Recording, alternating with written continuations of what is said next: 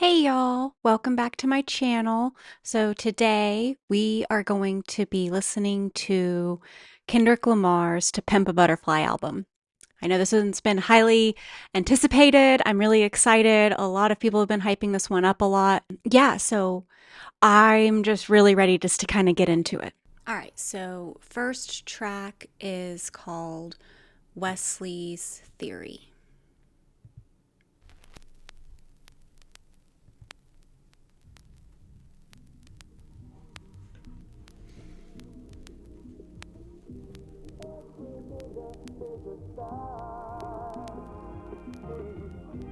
Every nigga is a star. Every nigga is a star. Every nigga is a star. I feel like I've heard either maybe a clip of that or maybe I've heard this song before. I can't remember. There's some songs that I know like I've heard on here, and I'll get to those, but maybe I've heard this one before. Maybe I've just heard like a snippet of that intro. So nigga is a star. Who will remind that you remind? Every nigga is a star. Hit me! When the four corners of this cocoon collide, you'll slip through the cracks, hoping that you'll survive. Gather your wit, take a deep look inside. Are you really who they idolize? To pimp a butterfly. At first I did love you, but I just wanna fuck. Late nights thinking of you, until I got my nut. Toss and turn, lesson learned. You was my first girlfriend. Bridges burn all across the board. Destroy. When I get signed, homie, I'm acting fool. Hit the dance floor, strobe lights in the room. Snatch your little secretary bitch for the homies. Blue-eyed devil with a fat ass monkey.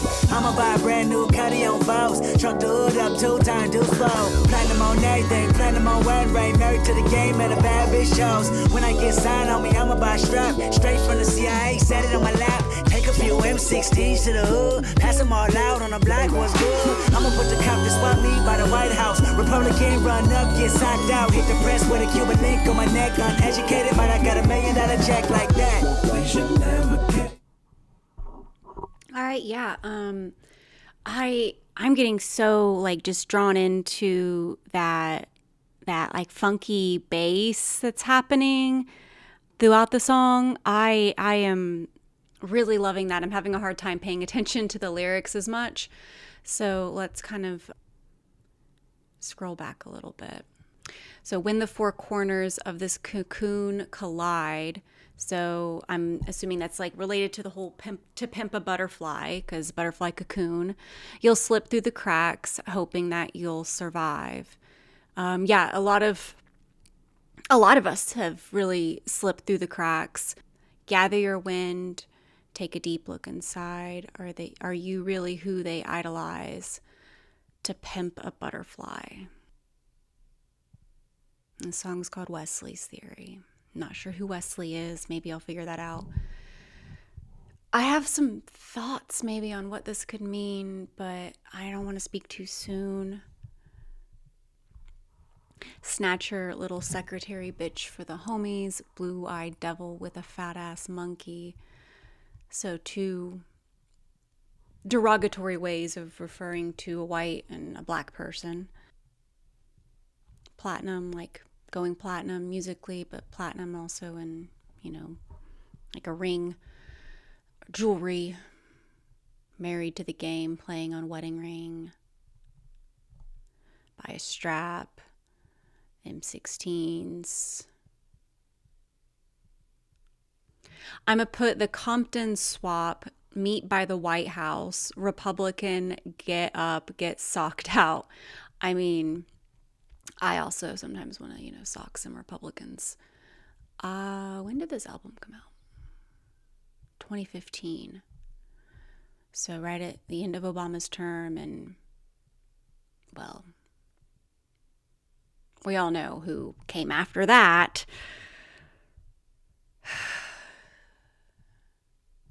I literally just posted a video about that, so hit the prez with a Cuban link on my neck. I need to figure out what a Cuban link is. This is the second time I've heard him. What is the significance?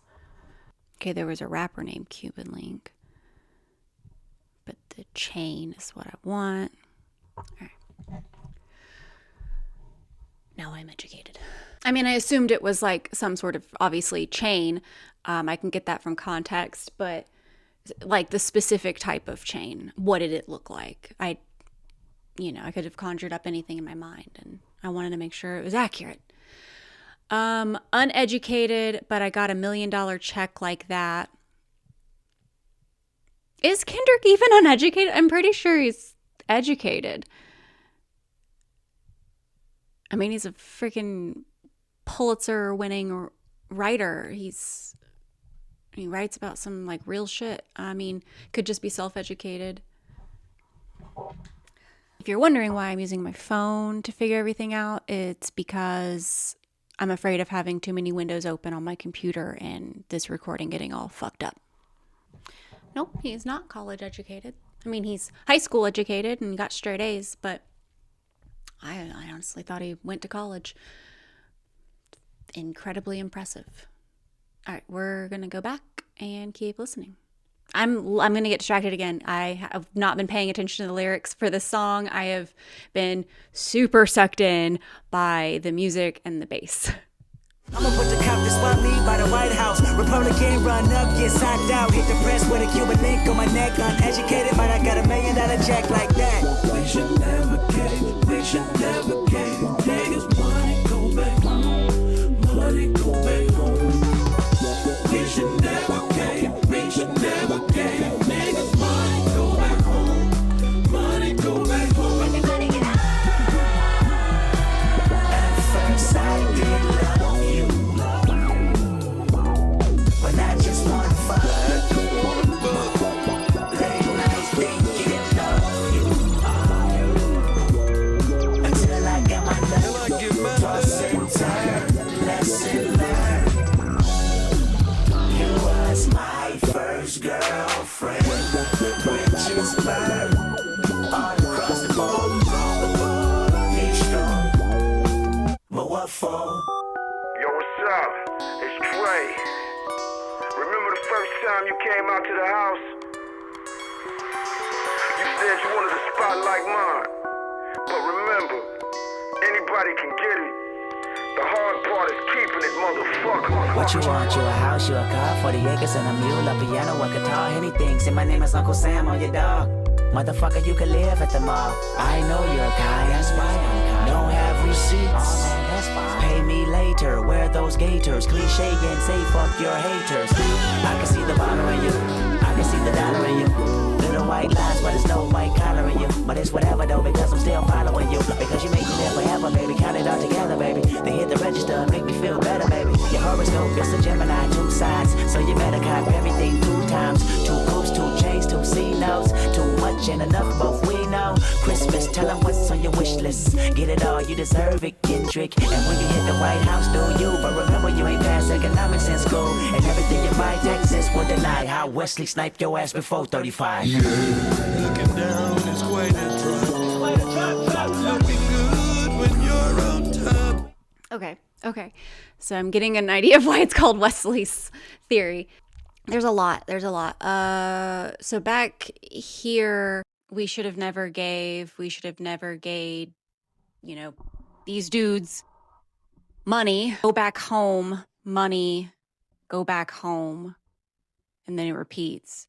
I'm wondering if that's something he's heard, that maybe white folks, politicians, like to use rappers, particularly rappers, maybe from gang affiliation or gang affiliated areas, as examples of their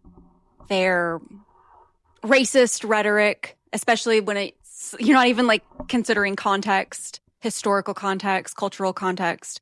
And so maybe that's something he's heard, or maybe he's talking about going to the White House. So I don't know, maybe he was invited for Obama. Like I've heard Obama listens to Kendrick. So, I mean, that's possible. So maybe he's going to the White House and he's anticipating hearing these things. I'm not sure. Like at this part too, like the son, what was happening sonically with like the strings, and I don't know, it sounded like almost like a sitar or a mandolin or something stringy. I really liked it. And Dre, but you wanted to be in my spot. You wanted to be at the top, or you wanted to be like a big rapper.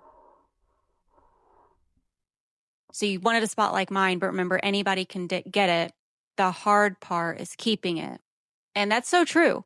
Like you think about that on the internet, like with YouTubers or influencers who like maybe go viral or develop some sort of following, but they, for something that they did, and then they can't keep it.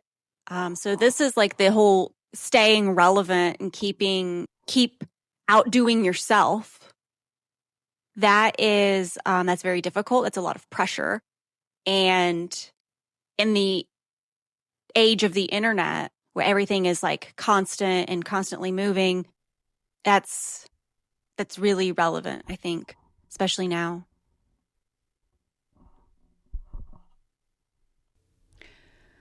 What you want, a house or a car, 40 acres and a mule, a piano, a guitar. So bringing back 40 acres and a mule. I mean, not bringing, he brought it back in the Super Bowl. But it's such an important point to keep hammering on, the reparations for slavery, and that not happening, like Reconstruction not happening as it was originally like laid out to, had all these cascading effects for Black people, for Black communities all across America. And so when you like want to critique Black people or Black communities without even contextualizing that reality, because there's a lot of criticism hurled towards Black people, especially now. And most Americans are not educated on these things because it doesn't really come with your standard K through 12 education. And even in the places where it does, I mean, high schoolers aren't really, most of them aren't paying that much attention. And I don't know how we fix all of that. Like people, it starts in places like this where somebody's listening to a rap song, they're looking at the lyrics maybe, and they're like 40 acres and a mule. What's that? And they go and Wikipedia that shit and they learn something.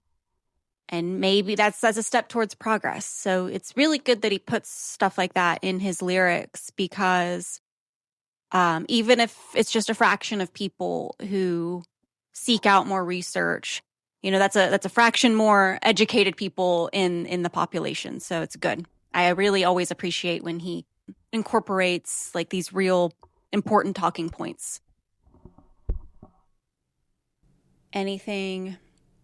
See, my name is Uncle Sam. I'm your dog. Motherfucker, you can live at the mall. So I'm curious, like I have ideas. So Uncle Sam, anything. See, my name is Uncle Sam. I'm your dog. So maybe it's like Uncle Sam trying to play buddy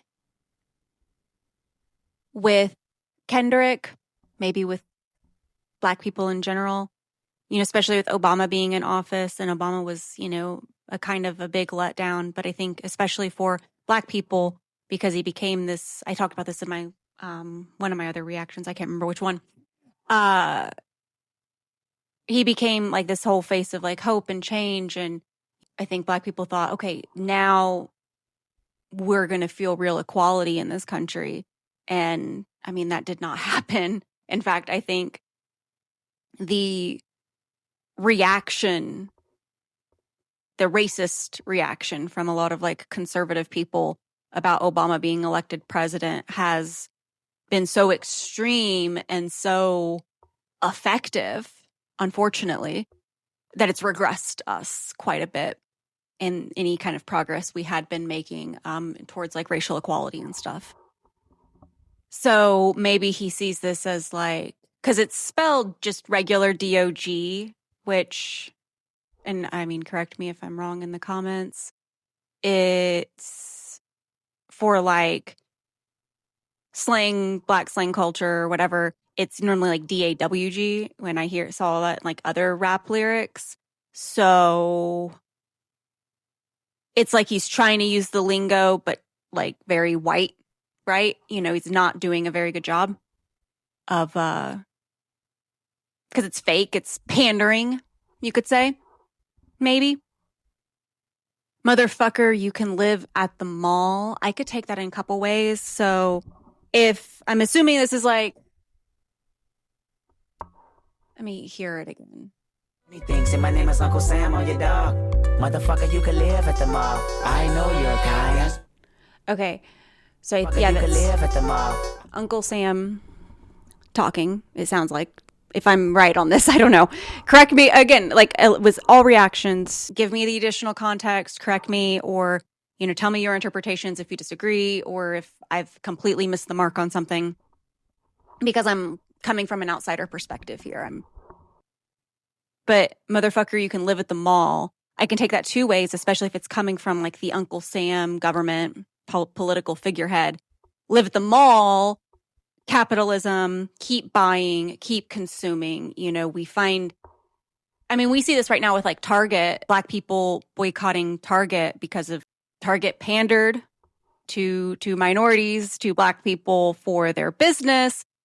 But then Trump gets elected and they just go back on all of that because they think it's going to be profitable, showing that what they did was not genuine. It was just corporate pandering for profit, which is, what liberals can get, that's why conservatives hate like this whole quote woke stuff, because it's bullshit pandering. But like leftists know that it's bullshit pandering because it's not actually doing anything to help those people. It's just to get business, and they will completely 180 on you the second it's more profitable to do so. So corporations are not to be trusted. But anyway, boycotts work. Boycotts, they work. You should boycott things if you can. But a lot of Black people have been boycotting Target, and it's been very effective. And because, Black people contribute a huge amount to our economy, and they certainly don't get treated like they do. And yeah, so maybe it's like, we only value you so long as, you're consuming and spending, buying our shit, buying the shit of the corporations that own the politicians. Or I could see, motherfucker, you can live at the mall, as a lot of malls are nowadays. I mean, I don't remember how much it was in 2015. I do believe it was kind of starting back then too. Are empty, they're run down, they're going out of business. And usually there's a lot of like homeless populations that live there. And so maybe it's saying, I don't give a fuck. You can live at the mall. You don't need a home. Because he also asked for like a house and a car earlier. So I could see it either way. Maybe it's both. I don't know.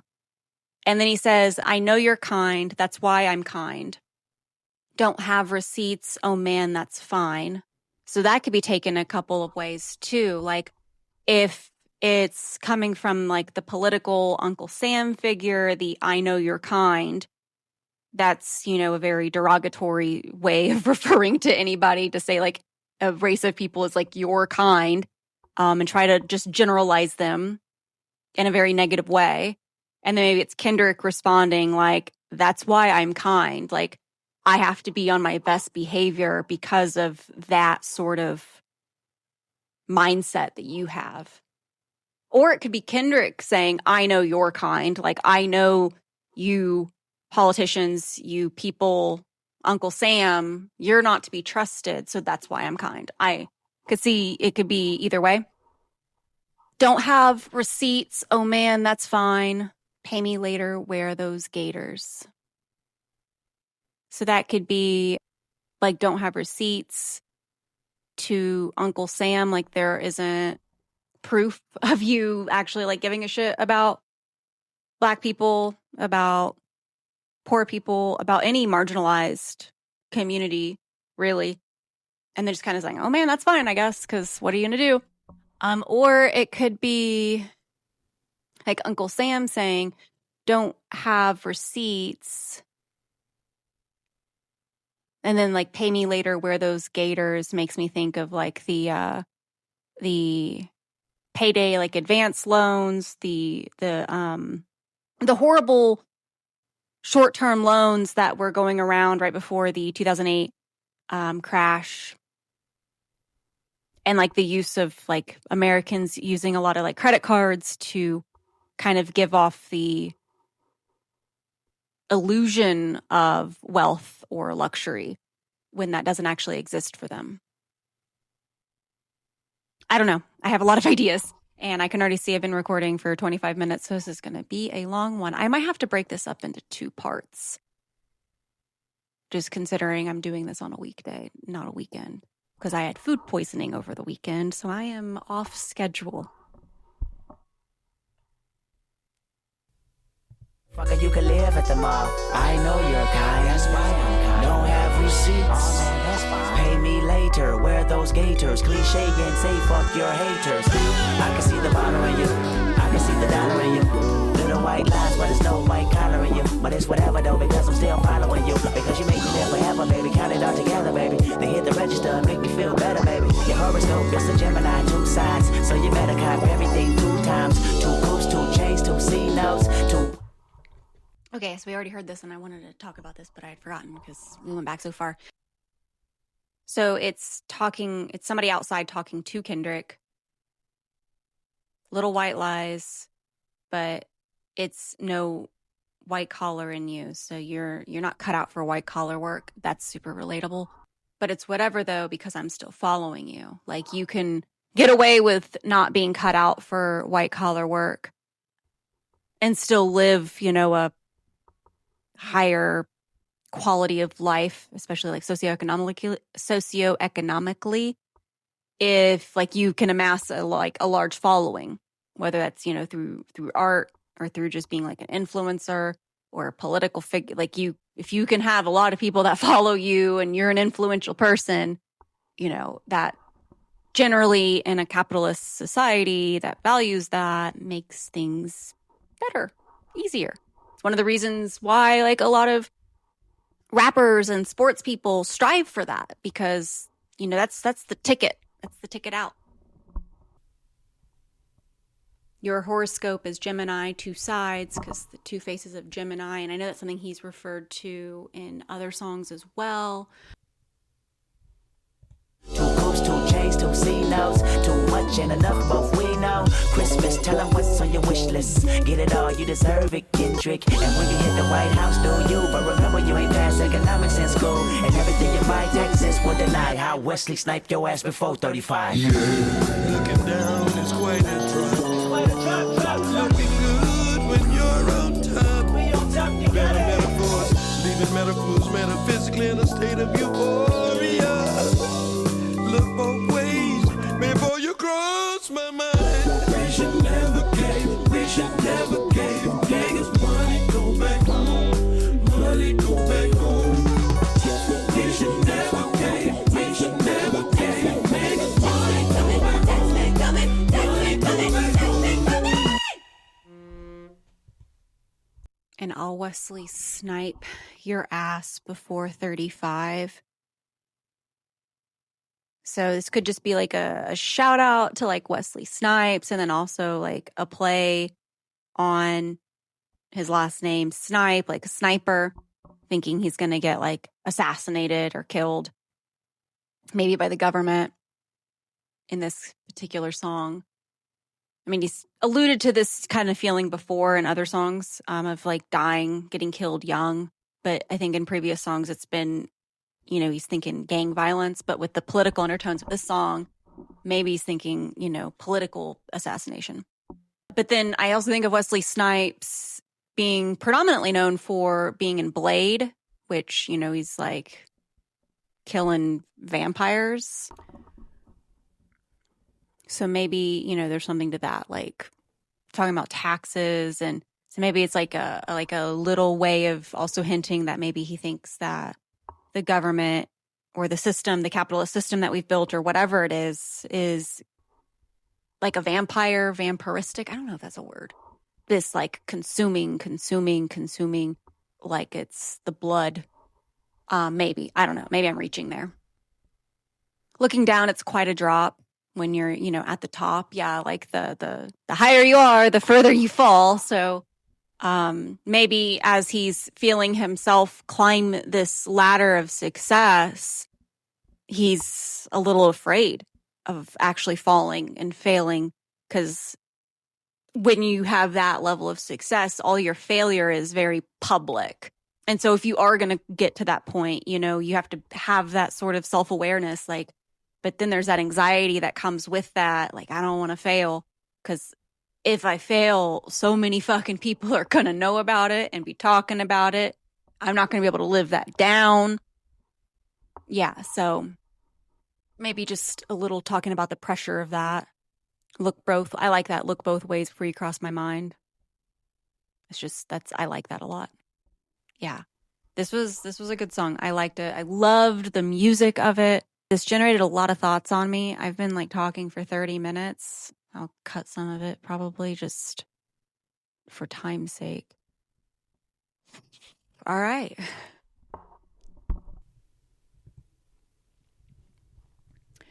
Okay, the next song is for free and it's an interlude. Ooh.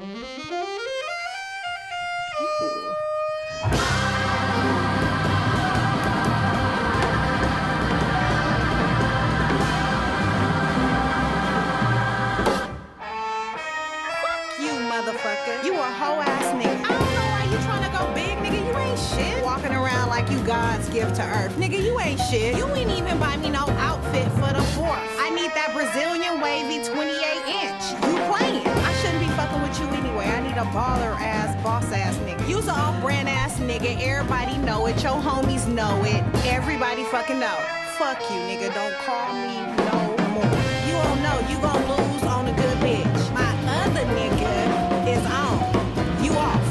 What the fuck is really going on? This dick ain't free. You looking at me like it ain't a receipt, like I never made ends meet, eating your leftovers and raw meat. This dick ain't free. Living in captivity, raised my cap salary. Okay, yeah. Okay, so I like this because it's like so there's, we have under patriarchy hurts men too, because it puts us into these boxes that we call gender narratives, gender roles in society. And this is him saying the whole gender idea of like, I got to give. Man, always just giving to the woman in terms of like finance or whatever. And it's a toxic quality, a narrative that hurts men as well, but that comes from patriarchy. And he's like saying, no, you got to bring something to the table too. This is an equal partnership here, which we love. We love equal partnerships. So yeah, this dick ain't free. You want this dick, you got to bring something to the table. I never made ends meet, eating your leftovers and raw meat. This dick ain't free. Living in captivity, raised my cap salary, celery, telling me green is all I need. Evidently all I seen was spam and raw sardines. This dick ain't free. I mean, baby, you really think we could make a baby name Mercedes without a Mercedes Benz and 24-inch rims, 5% tint and air conditioning vents? Hell fucking no. y'all. This dick ain't free. I need 40 acres and a mule, not a 40 ounce in a pit bull. Bullshit. Matador, matador, had a door knocking. Let him in. Who's that? Genito's best friend. This dick ain't free. Pity the food that made the pretty and you prosper. Titty juice and pussy lips kept me obnoxious. Kept me up watching pornos and poverty. Apology, no. Watch you politic with people less fortunate like myself. Every dog has his day. Now doggy style shall help. This dick ain't free. Matter of fact, I need interest. I feel like he's like also saying some shit here. But also, like, to my first point, we don't bat an eye when a woman says the equivalent, like this pussy ain't free, right? And that goes too, like, again, equal partnerships. And he's just kind of commenting on that, I think. But he says, I mean, he brings up, like, you know, we really think we're going to have a baby named Mercedes without a Mercedes Benz, you know, play on words. But, like, yeah, you need a car, especially in America. Public transportation. We need public transportation. I shouldn't be on the road. There's a lot of people who shouldn't be on the road. I don't like driving. So any chance I get to rail on driving and advocating for public transportation, because y'all don't want me on the road either. Okay? I mean, I'm actually not a bad driver. I've just been a victim in an accident that's traumatized me. So yeah, no, anyway, that's a tangent. I might edit that out. Bullshit. Matador. Matador is like the bull ring guy, right? Yeah. It's a bullfighter. Okay. That's what I thought, but I just needed to double check. Yeah, how he got, especially young men, get a little too horny. And they think with one thing only, and it's not the logic part of them. Anyway, yeah, we'll keep going. This dick ain't free. Matter of fact, I need interest. Matter of fact, it's 9 inches. Matter of fact, see our friendship based on business. Pinching, more pinching, your pinching. My consensus been relentless. Fuck forgiveness, fuck your feelings, fuck your sources. All distortion. If we fuck, it's more abortion, more divorce, course and portion. My check with less endorsement left me dormant, dusted, doomed, disgusted. Force weight, fuck you figures and more shit. Porcelain pipes, pressure, busting twice, choices devastated, decapitated the horseman. Oh, America, you bad bitch. I picked cotton and made you rich. Now my dick ain't free. I'ma get my Uncle Sam to fuck you up. You ain't no. Okay. Yeah, and she says, you ain't no king. Fuck your sources, all distortion. If you fuck, it's more abortion, more divorce courts and portion. So I think he's kind of maybe saying we could have less abortions, we could have less divorce in this country if people were more economically stable, especially when they have kids, which is true. That is true. Choices devastated, decapitated the horsemen.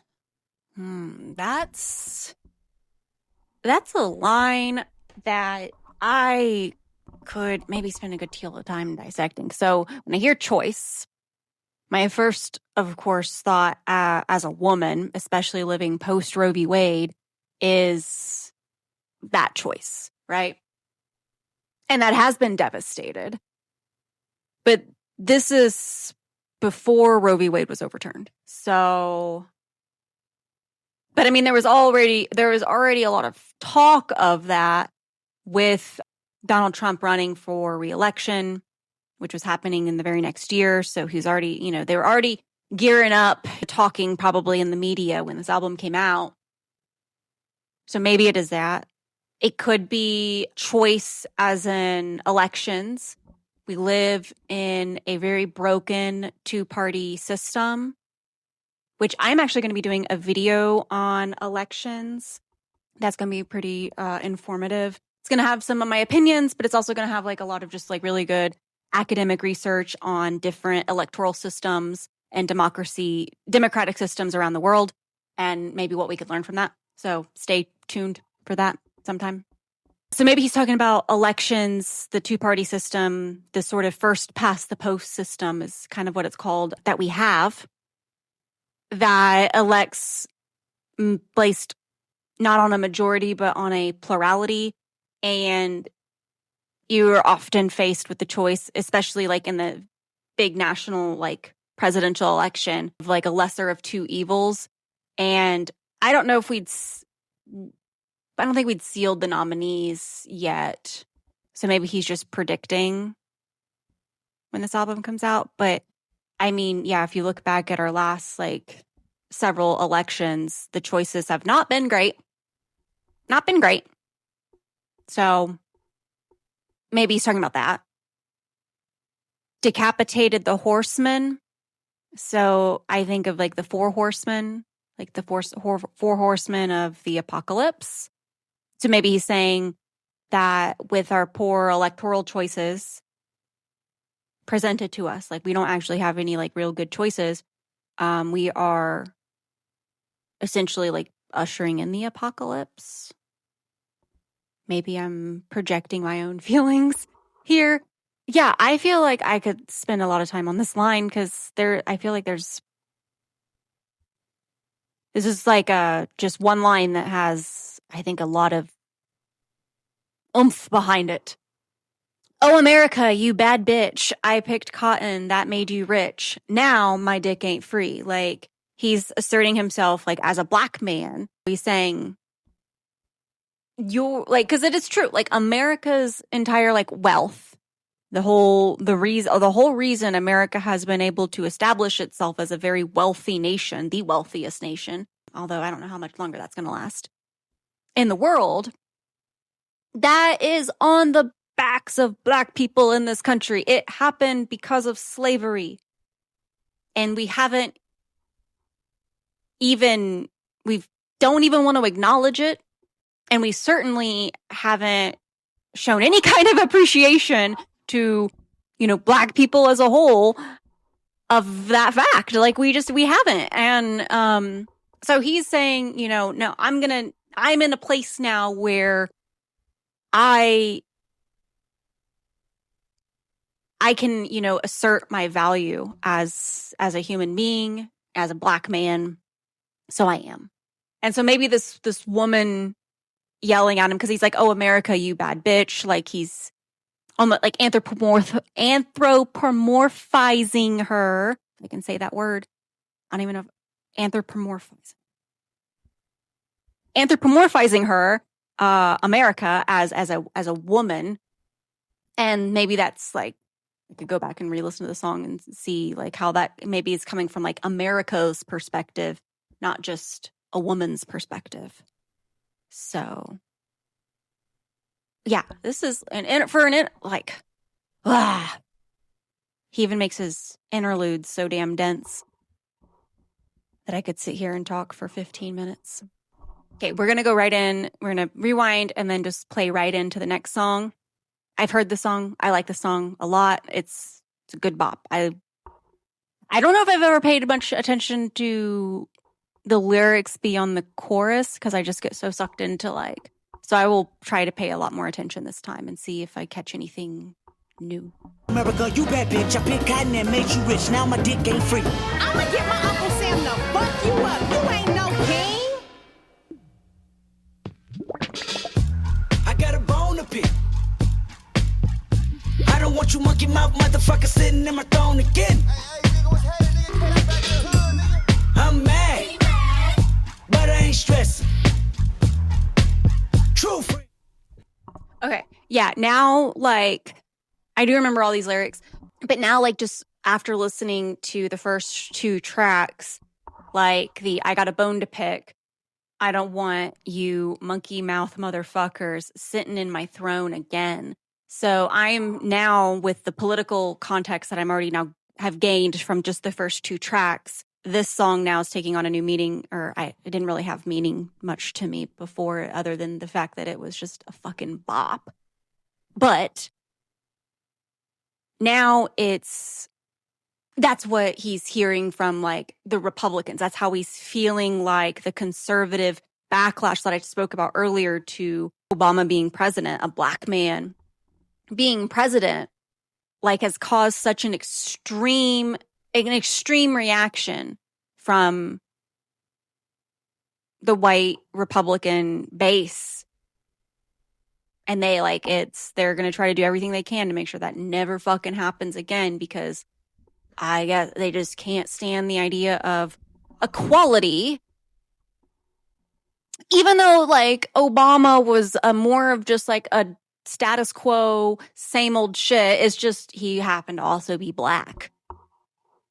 And that they just couldn't fucking take it. Like if he were white, people would fucking, I mean, people love him anyway, but I'm saying like the more conservative racist types, they would not have near as much of like, it wouldn't. But it showed it. Obama being elected showed America its true colors. Like there's so many people that thought that racism was dead, that, you know, especially after Obama got elected, they're like, yeah, this proves it. Racism is a thing of the past, an ancient relic, never to have to be worried about again. No, it showed us just how racist America really is, and how many like normal everyday people are really fucking racist. Sometimes it's our family members. Sometimes, you know, it's our teachers, our friends' parents, our grocery store, our pastor. It's of the people that, you know, prior to Obama, before like race was more of like a topic for white, middle class white households who, unless they were already like already just vehemently racist. I don't know. But this is also coming from like a millennial context. So, you know, I don't know what white middle class households talked about at their kitchen tables in the years prior to what I'm talking about. But, and I mean, I really don't even know if white middle class households talked about this kind of shit either, because I did not grow up in a white middle class. I grew up in a white, but it was poor, very poor. I don't know. Anyway, yeah, I think this is talking about the racist reaction to Obama. I don't want you monkey mouth motherfucker sitting in my throne again. I'm mad, but I ain't stressing. True friends, one question. Bitch, where you and I was walking. Now I run the game, got the whole world talking. King Kunta, everybody wanna cut the legs off him. Kunta, black man taking no losses. Oh yeah. Bitch, where you and I was walking. Now I run the game, got the whole world talking. King Kunta, everybody wanna cut the legs off him. When you got the yams. What's the yams? The yam is the power that be. You can smell it when I'm walking down the street. Oh yes we can, oh yes we can. I can dig rapping, but a rapper with a ghost rider. What the fuck happened? Oh no! I swore I wouldn't tell. But most of y'all share bars like you got the bottom bunk in a two-man sale. A two-man sale. Something's in the water. Something's in the water. And if I got a brown nose for some gold, then I'd rather be a bum than a motherfucking bum. Oh yeah. Okay. Yeah. So, I know yams, like sweet potatoes. They're really yummy at like Thanksgiving. I think I'm lacking a little bit of context, maybe. I mean, I know he's like, yam is the power that be, but maybe there's something more to that I'm not missing. You can smell it when I'm walking down the street because, like, man, when you're cooking, it has a good smell. But I don't know if that's got a double that I'm just missing. Here, I figured y'all would expect me to pause it. I can dig rapping, but a rapper with a ghostwriter, what the fuck happened? Ooh, I swear I wouldn't tell. But most of y'all share bars, like you got the bottom bunk in a two-man cell. Something's in the water. So, obviously my mind goes to Drake. And so I do think that this is a shot at Drake.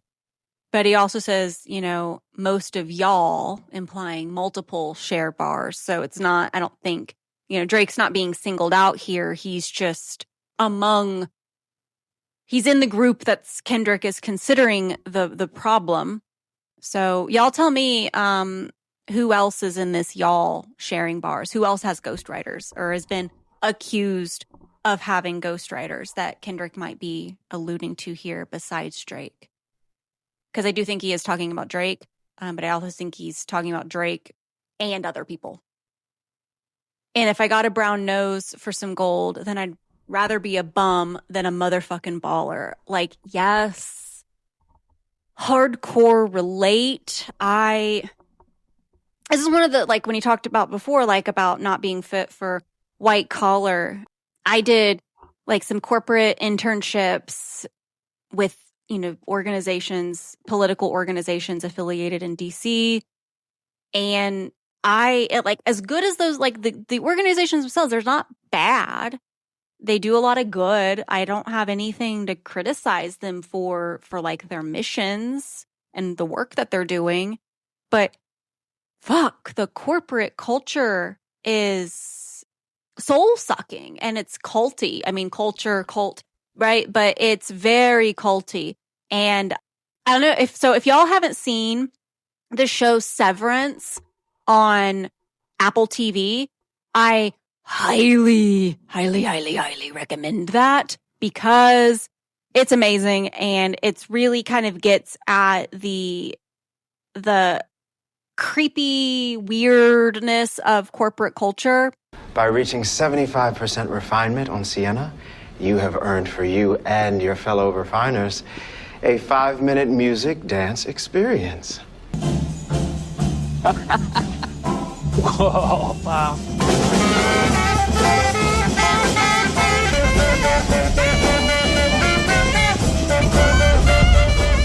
Welcome, Mr. Milchik. Today I will be conducting your monthly performance review. This review can take anywhere from 2 to 6 hours depending on the number of atonements and approbations required. If the review is to take longer than 4 hours, there will be a break for lunch, with the order taken in advance. Well, I hope that won't be necessary. Here is the lunch menu.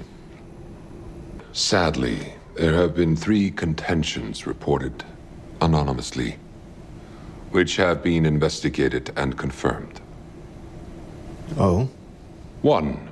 Uses too many big words. Well, perchance I may colloquially employ... Anti-deflections will be heard after the lunch break. Yes, sorry. 2. On several of your daily logs, the paperclip was installed back to front, which led to a confusion as to where in the document to begin reading. It's very well done. Very well done. So, yeah, I would also rather be a bum than do that whole shtick. For sure.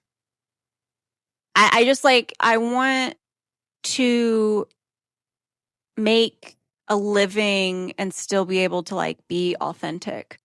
But when survival depends on, you making a living, you earning money, it's not that easy sometimes. It's definitely a luxury. But yeah, I high key relate. I got a brown nose for some gold, then I'd rather be a bum than a motherfucking bum. Oh yeah, bitch, where you and I was walking. Now I run the game, got the whole world talking. King Kunta, everybody wanna cut the legs off. King Kunta, black man taking no losses. Oh yeah, bitch, where you and I was walking. Now I run the game, got the whole world talking. King Kunta, everybody wanna cut the legs off. When you got the yams, what's the yams? The yam brought it out of Richard Pryor. Manipulated Bill Clinton with desires.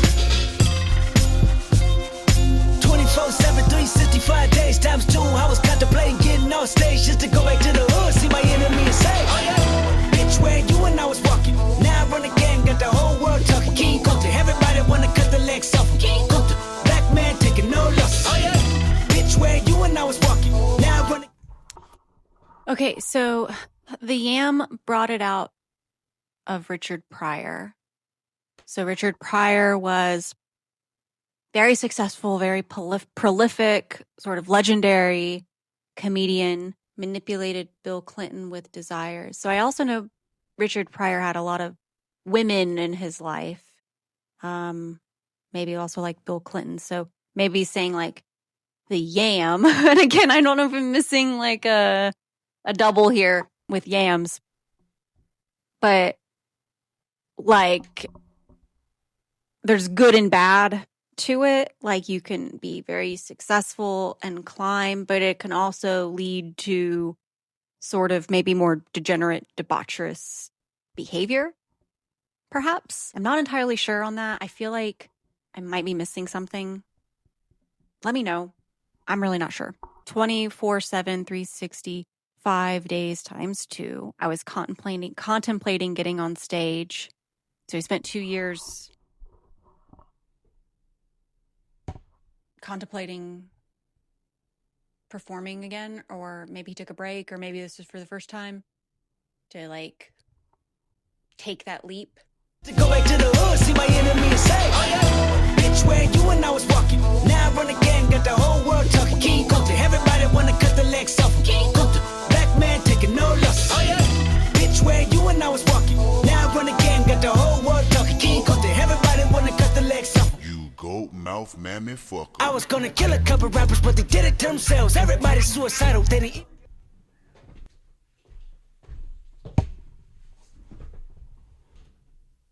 To go back to the hood, see my enemy and say, oh yeah, bitch, where you and I was walking. Now I run again, got the whole world talking. King Kunta, everybody wanna cut the legs off. King Kunta, black man taking no losses. Oh yeah, bitch, where you and I was walking. Now I run again, got the whole world talking. King Kunta, everybody wanna cut the legs off. You goat mouth mammy fucker. I was gonna kill a couple rappers, but they did it to themselves. Everybody's suicidal, they didn't even need my help. This shit is elementary, I'd probably go to jail if I shoot at your identity and bounce to the left. Stuck a flag in my city, everybody screaming Compton. I should probably run from here when I'm done, to be honest. And I put that on my mama and my baby boo too. 20 million walking out the court, better whoa whoa.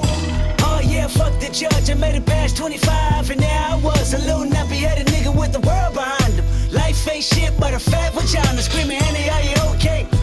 Annie, are you okay? Limo tinted with the gold plate, straight from the bottom, Mr. Belly of the beast. From a peasant to a prince to a motherfucking king. Oh yeah, bitch, where you and I was. By the time you hear the next pop, the funk shall be within you. Now I run the game, got the whole world talking. King Kunta, everybody wanna cut the legs off. King Kunta, black man taking no losses. Oh yeah, bitch, where you and I was walking. Now I run the game, got the whole world talking. King Kunta, everybody wanna cut the legs off.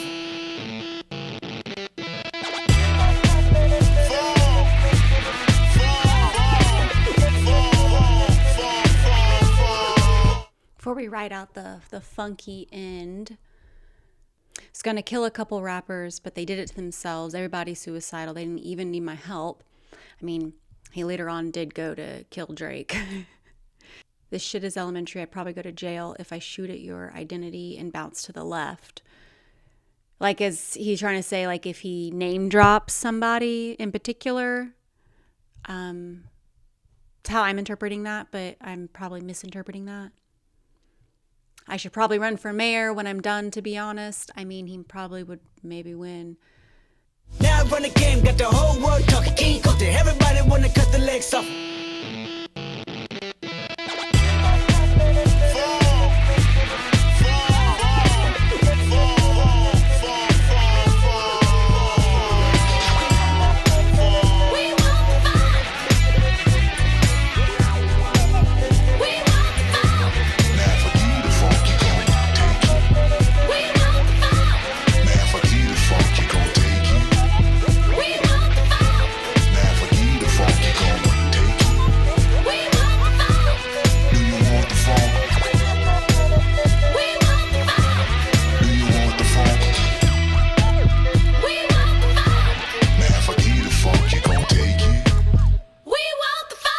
I remember you was conflicted, misusing your influence. Institutionalized is this song.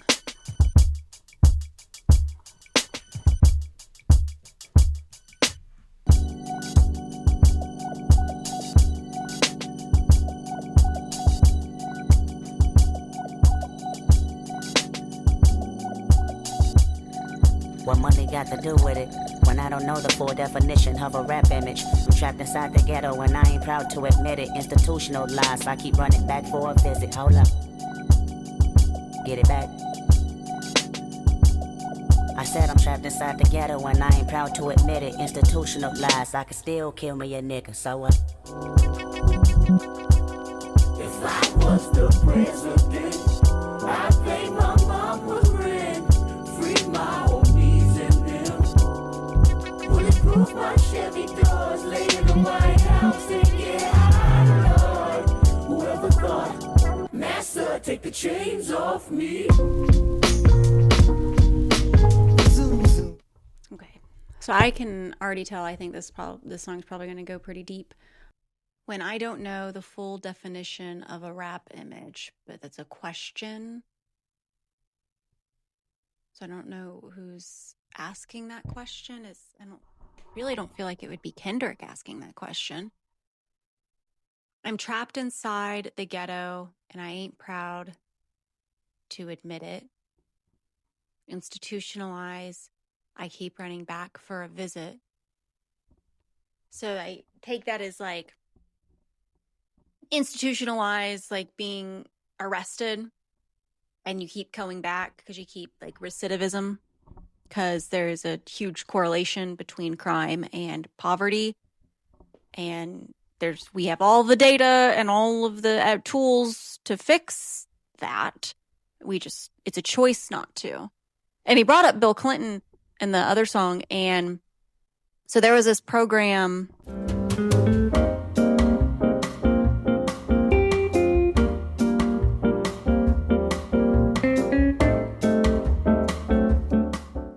What book is it in?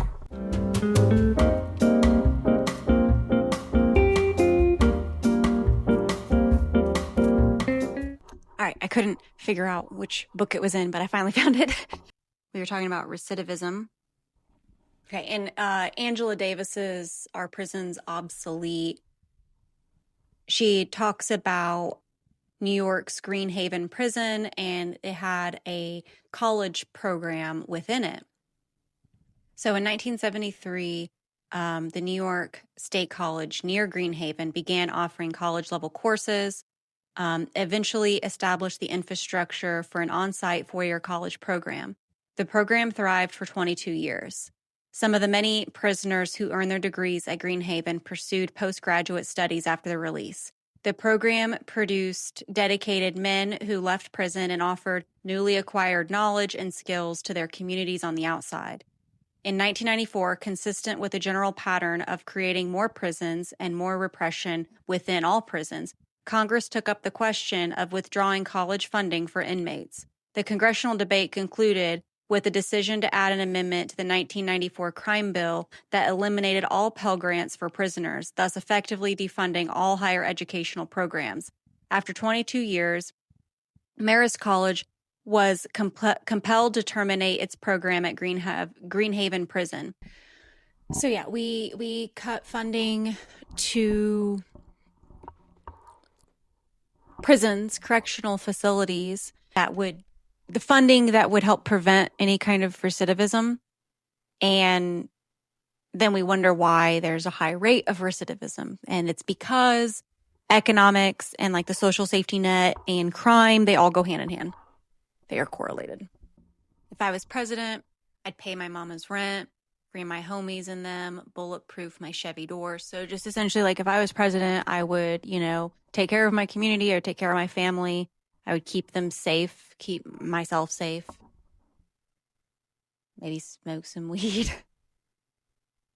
Maybe legalize weed everywhere. Master, take the chains off me. Whoever thought, master, take the chains off me. So I could see that meaning a couple things. Like whoever thought that would actually happen, it happened, but not all the way, considering all of like the socioeconomic issues. But also it can be like whoever thought, we would get to this place where a black man is president as well. So I could see it being kind of interpreted both ways. Master, take the chains off me.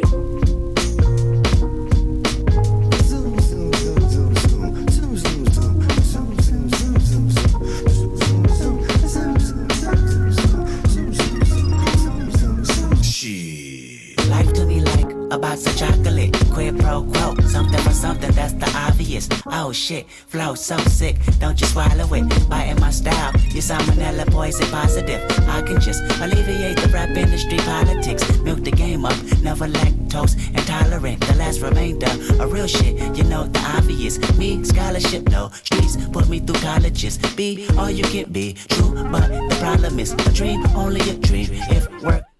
Okay, so I feel like here I can alleviate the rap industry politics, milk the game up, never lactose intolerant.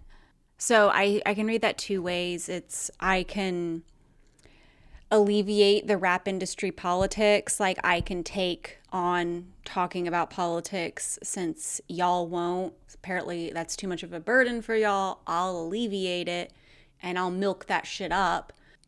Or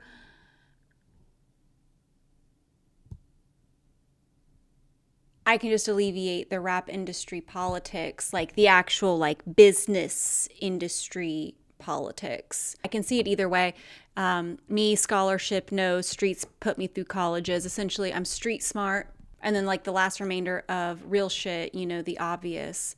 There's a lot of like industry plants, a lot of people who don't really like live or understand the rap game, live and understand the plight of Black people, of Black culture in America specifically, because that's very unique, a very unique experience. And again, I'm probably thinking of Drake here, but I'm sure there's a lot of others as well.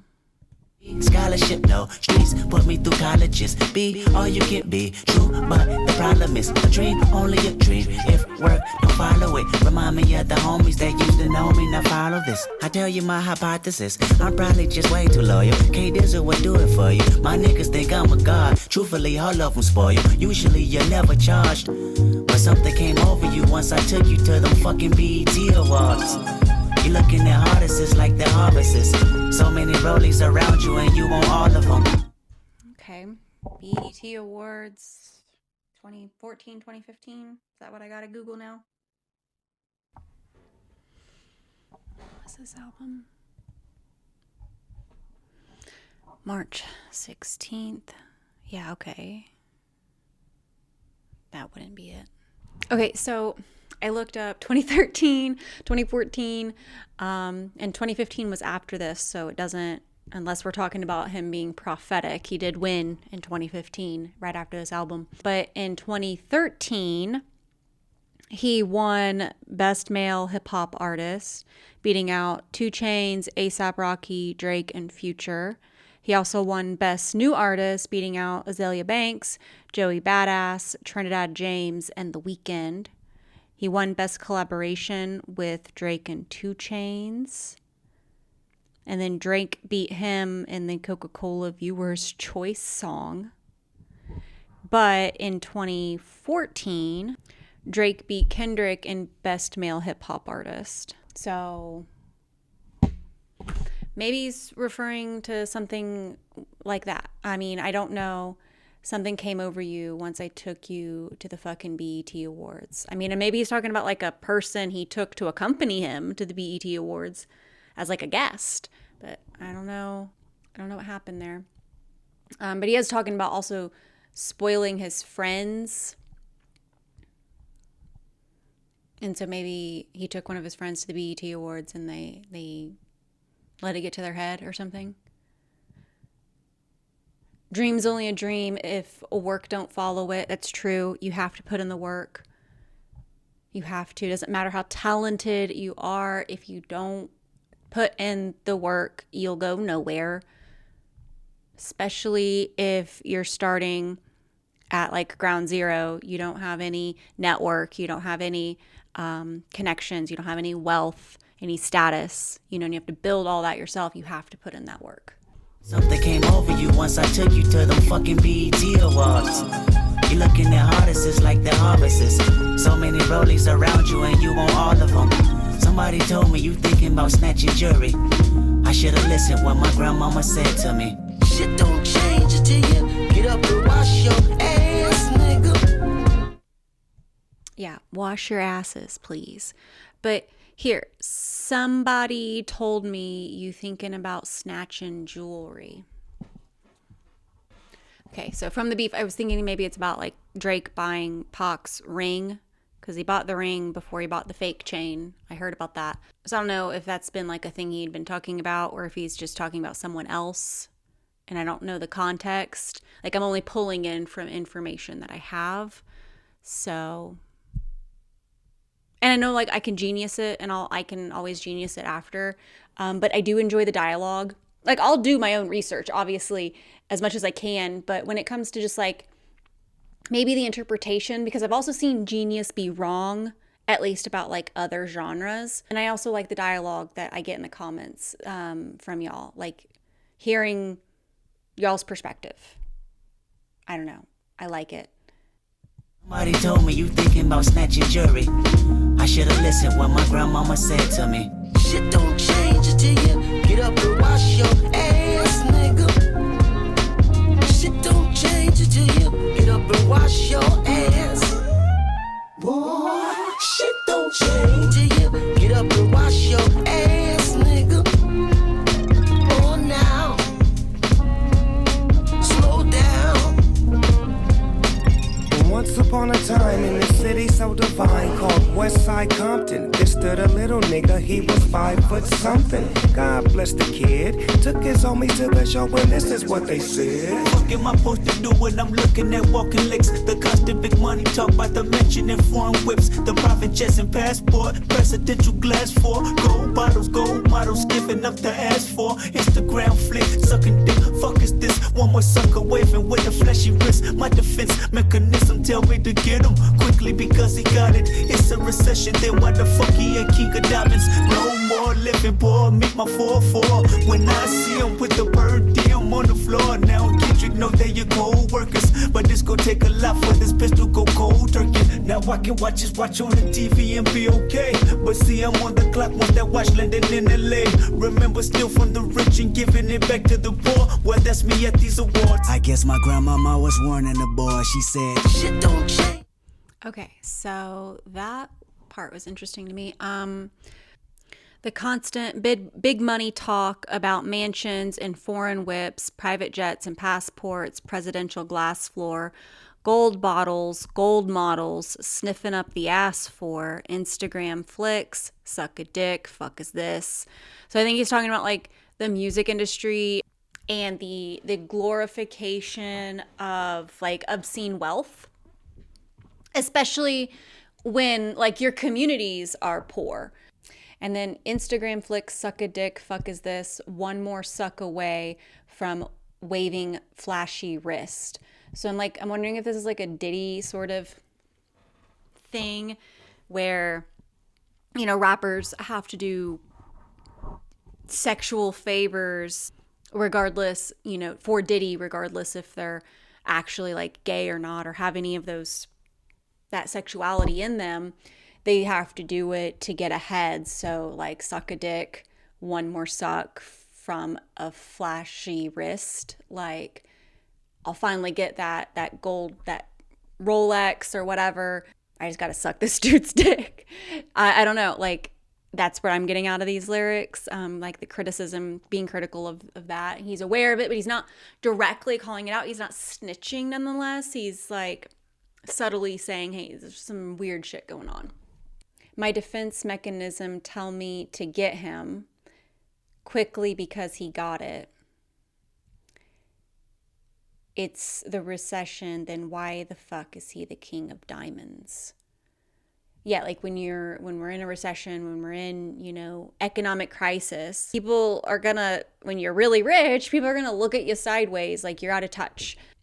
And then my defense mechanism tell me to get him, like maybe into the whole like sucking a dick thing, like tell me to get him, like get him, hit him. But also when it's like the glorification of like this wealth and stuff, my defense mechanism tell me to get him because he got it.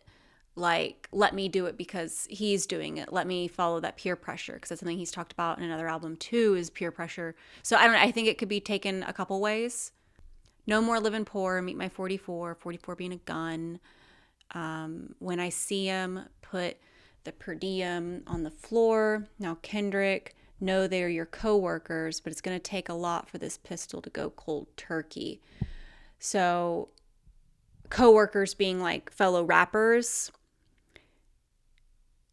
but it's going to take a lot for him to go for this pistol to go cold turkey. Like, it's going to take a lot for him to, give up his community, give up that life that he knows, give up those people. Like, he's not just going to leave that behind. He's not just going to cut that off. Now I can watch his watch on the TV and be okay.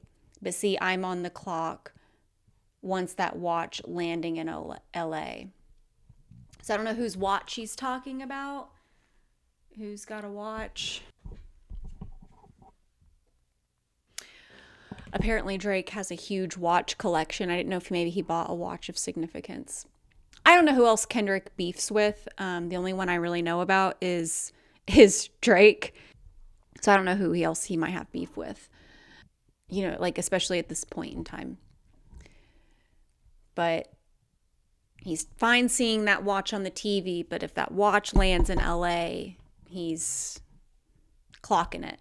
And remember, steal from the rich and give it back to the poor. Well, that's me at these awards. Like, yeah, like fucking Robin Hood. And then people will cry, that's socialism.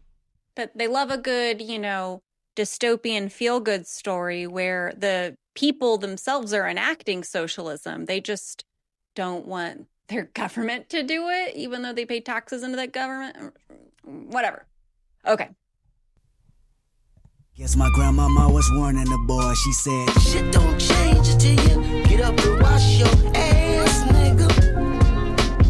Shit don't change until you get up and wash your ass. Boy, shit don't change till you get up and wash your ass, nigga. Oh, now, slow down. Once upon a time in the city so divine called Westside Compton, this stood a little nigga, he was 5 foot something. Dazed and confused, talented but still under the neighborhood rules. You could take your boy out the hood, but you can't take the hood out the homie. Took his show money, stashed it in the mosey wosey. Hollywood's nervous, fuck you, good night, thank you much for your service. Okay, so Snoop Dogg rapping. Snoop Dogg's also from like the West Coast. Talking about Kendrick, because Kendrick is, short, I guess. He's a short king. We love short kings. I am married to a short king, so yes. You can take, your boy out the hood. You can't take the hood out the homie. Hollywood's nervous, so I think it's like not just Kendrick being hood that makes Hollywood nervous, but I think it's Kendrick's authenticity, his, being unapologetic, his lyrical power and articulation, and his, like, the power he has with words, his influence, what he's saying, I think makes Hollywood nervous. All right, so next we have These Walls. I remember you was conflicted, misusing your influence. Sometimes I did the same.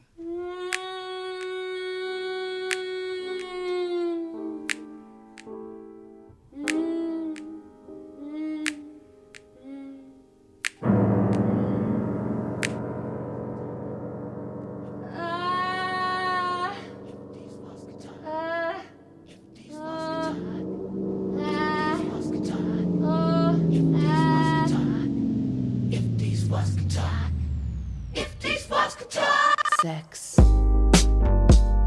She just wanna close her eyes and I'm not gonna lie, I wasn't sure if the moaning was sexual or if it was like birth, giving birth. It sounded like pain a little bit, so okay. sex. just wanna close her eyes and sway. With you, with you. Exercise her right to work it out. It's true, it's true, it's true. Shout out to the birthday girl, say hey, hey, say hey, hey. Oh my girl. Everyone deserves a night to play, play. She plays. Only when you tell her no. If these walls could talk, I can feel your rain when it cries. Gold lives inside of you. if these walls could talk, I love it when I'm in it. I love it when I'm in it. The wall can talk, they tell me to swim good. No boat, I float better than he would. No life jacket, I'm not the God of Nazareth. But your flood can be misunderstood. Wall telling me they full of pain, resentment. Need someone to live in them just to relieve tension. Me, I'm just a tenant. Landlord said the wall vacant more than a minute. The wall are vulnerable. Exclamation, interior pink, color coordinated. I interrogated every nook and cranny. I mean, it's still amazing. Before they couldn't stand me. These walls wanna cry tears. These walls happier when I'm here. These walls never can hold up. Every time I come around, demolition might. if these walls could talk. Okay, so I think wall here is a double, like walls, like the walls my pictures are on and stuff. And then like vaginal walls. You know, like if these walls could talk, they tell me to swim good, no boat. I float better than he would. Because sexual education, when women are aroused, they get wet. So I think he's flowing with that, but then like I think he's also using the whole idea of like with sex, like the motion of the ocean being like more important than the boat or like whatever the saying is. That's like a common idiom or phrase about sex. But your flood can be misunderstood while telling me they full of pain, resentment. So kind of makes me think about like that whole, in the beginning, the moans being hard to tell, but hard to distinguish between sexual and painful could be like a commentary on women, a lot of women. I mean, men do it too, but for women in society, a lot of our value is placed on like our sexual desirability from men. So it's still like male centered. And so there's a lot of women who, when they have pain, they feel like the only treatment for that pain is sexual validation. And maybe he's saying like, I can feel like you're not actually like sexually into this. You're just trying to cover up something else. You know, sometimes people have sex to feel something different than what they're feeling. Even if, you know, it's like you can do drugs the same way. That's why, I mean, we have sex addicts and stuff. So I think, yeah, it's using sex to try to cope with some sort of internal pain, resentment. Need someone to live in them to relieve the tension. Me, I'm just a tenant. So like that also could be like, you know, talking about the walls, like actual walls, like relationships. You know, sometimes you get into relationships or you stay in relationships to not feel alone. But then resentment and pain can build. And then you can go on to feel like you're just roommates together, living together. But also we could talk about how, like, you know, his penis is just a tenant in her vagina. So landlord said these walls vacant more than a minute. These walls are vulnerable, exclamation, interior pink, color coordinated. I interrogated every nook and cranny. Again, like all of that's a double for like sexually explicit sex. Every time I come around, demolition might. If these walls could talk, I can feel your rain when it cries. Gold lives inside of you. if these walls could talk, I love it when I'm in it. I love it when I'm in it. at me continuously. I can see your defense mechanism is my decision. Knock these walls down, that's my religion. Wall feeling like they ready to close in. I suffocate, then catch my second wind. I resonate in these walls. I don't know how long I could wait in these walls. I've been on the streets too long. Looking at you from the outside in, they sing the same old song about how they was always the cleanest. I beg to differ, I must have missed them. I'm not involved, I'd rather diss them. I'd rather call on you, put your wall up. Cause when I come around, demolition go. Okay, and so here, if these walls could talk, they tell me to go deep. Deep is in like sexually explicit, but also deep as in like deeper conversations. And he also says, your defense mechanism is my decision. Knock these walls down. That's my religion. So sometimes like sexual intimacy can feel easier than actual intimacy. And actual intimacy, you need to open up, you need to communicate, you need to be okay with being vulnerable. I have no idea if like me holding this is making that much of a difference. So you need to open up, you need to be vulnerable, you need to communicate. That's actual intimacy, which is a lot harder to do. It's a lot easier to be sexually intimate with someone, at least for a lot of people. It's a lot easier to be sexually intimate with someone than it is to be like to let your emotional walls down. So, and for some people, it's easier to do the opposite. It's easier to let the emotional barriers down before they let their sexual barriers down, their sexual walls. So he's saying, I want both, I think, because he's using a lot of doubles here, like a lot of language that's a double for like the way people talk in sex, the way people talk about sex, but also it's about real, like, emotional intimacy as well. And, you know, that's what he wants. I've been out on these streets too long looking at you from the outside in. They sing the same old song about how they walls are always the cleanest. I beg to differ. I must have missed them. So, you know, again, you could take it as on like the face value, like the sexual value of, you know, being hygienic, but also like having like the cleanest past. Like some people, when you first meet them, they try to present to you a certain type of image, like a very cleaned up image of themselves or their past. And usually, you know, that's not the truth. People are usually lying. They are misleading. So whether that's in a sexual way or in an emotional intimacy way. Again, I think it's a double here with emotional intimacy. Cause when I come around, demolition go. I can feel your rain when it cries. Gold lives inside of you. I love it when I'm in it. I love it when I'm in it.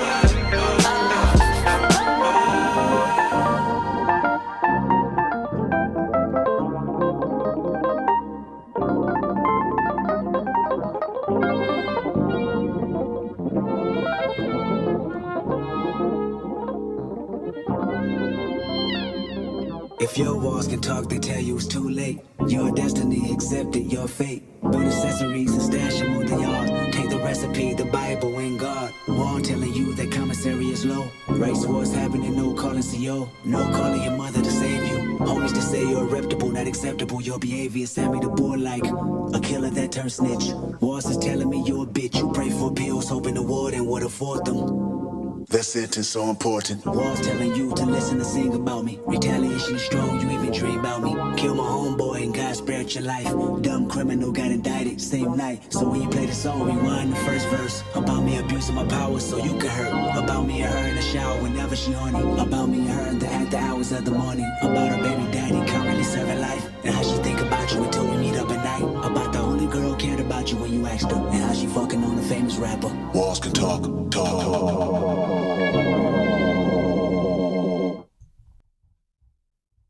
Okay. Homies say you're reputable, not acceptable. Your behavior is Sammy the Bull like, a killer that turns snitch. So Sammy the Bull was a mobster.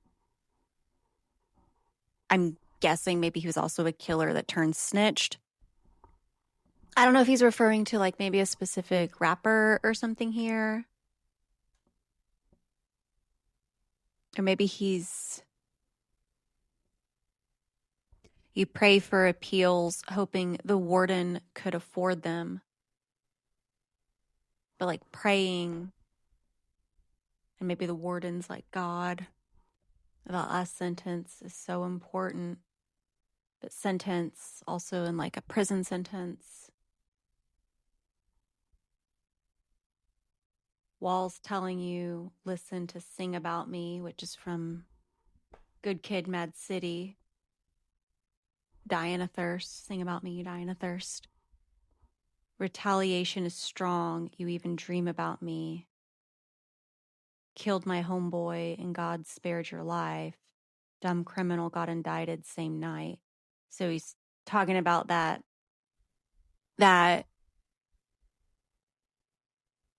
moment, that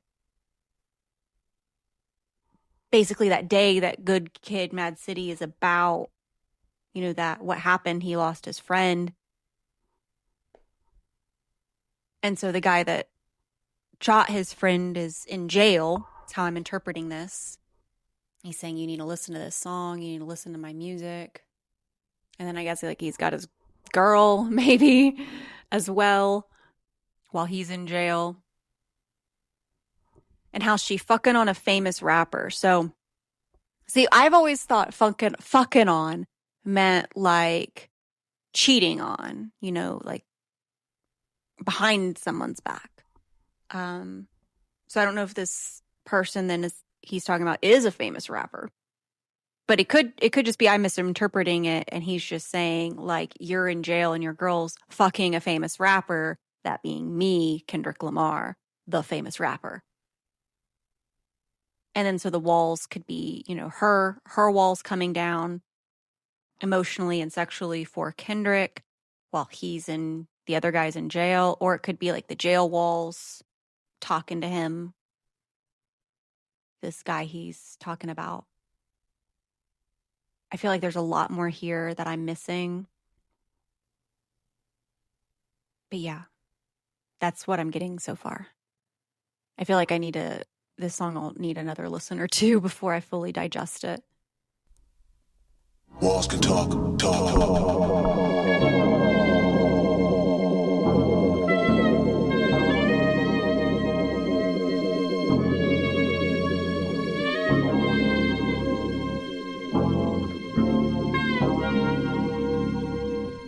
I remember you was conflicted, misusing your influence. Sometimes I did the same, abusing my power full of resentment that turned into a deep depression. Found myself screaming in the hotel room.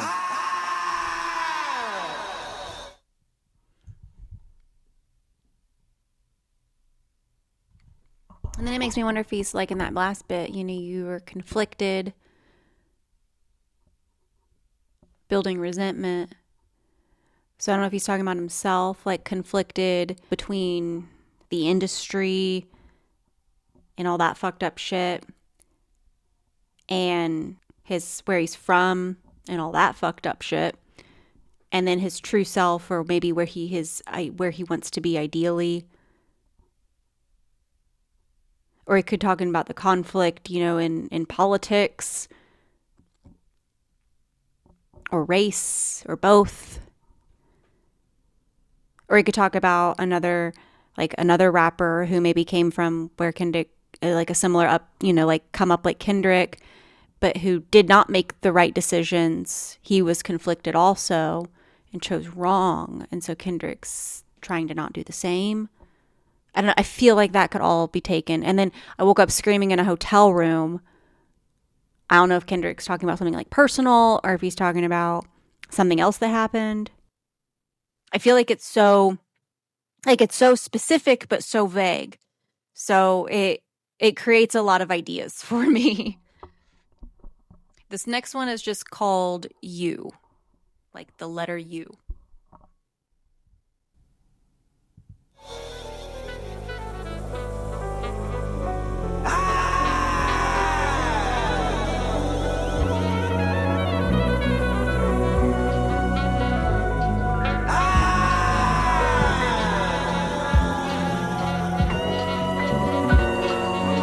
Loving you is complicated. Loving you is complicated. Loving you is complicated. Loving you is complicated. Loving you is complicated. Loving you is complicated. Loving you is complicated. Loving you is complicated. Loving you is complicated. Loving you is complicated. I place blame when you steal, place shame when you steal. Feel like you ain't shit, feel like you don't feel confidence in yourself. Breaking no marble floors, watching anonymous strangers telling me that I'm yours. But you ain't shit, I'm convinced your tolerance nothing special. What can I blame you for? Nigga, I can name several. Situation I start with your little sister baking. A baby aside, just a teenager, where your patience? What was your antennas? What was the influence you speak of? You preached in front of 100,000 but never reached her. I fucking tell you, fucking failure, you ain't no leader. I never liked you, forever despised you. I don't need you, the world don't need you, don't let them deceive you. Numbers lie too, fuck your pride too, that's what dedication. Thought money would change you, made you more complacent. Fucking hate you, I hope you embrace it. I swear loving you is complicated. Okay. I feel like you ain't shit, feel like you don't feel confidence in yourself. Breaking on marble floors, watching anonymous strangers telling me I'm yours.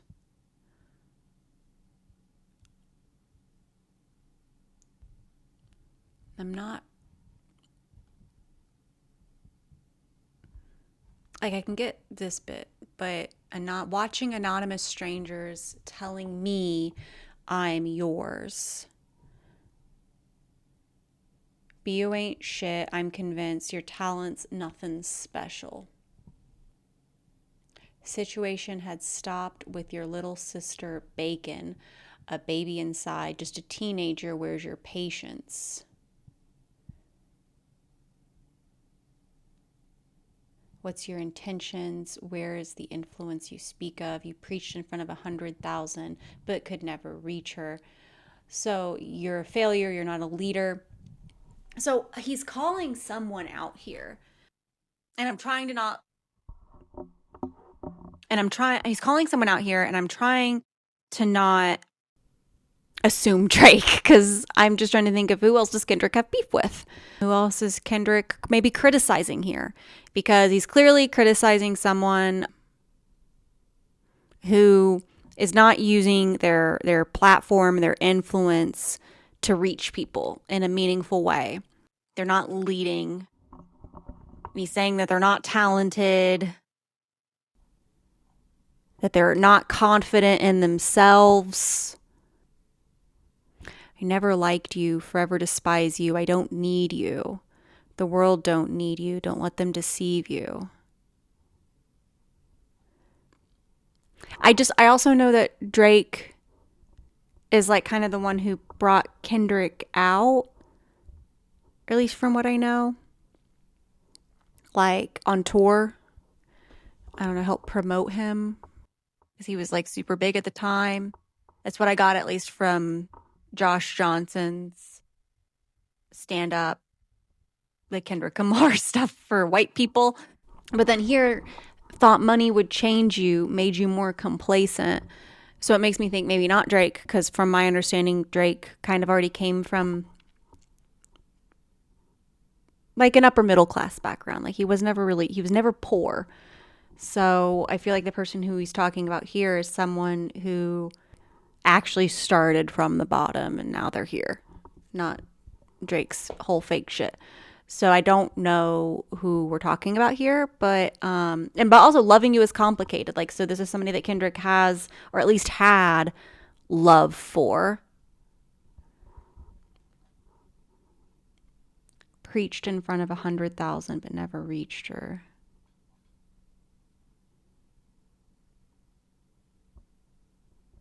I place blame when you steal, place shame when you steal.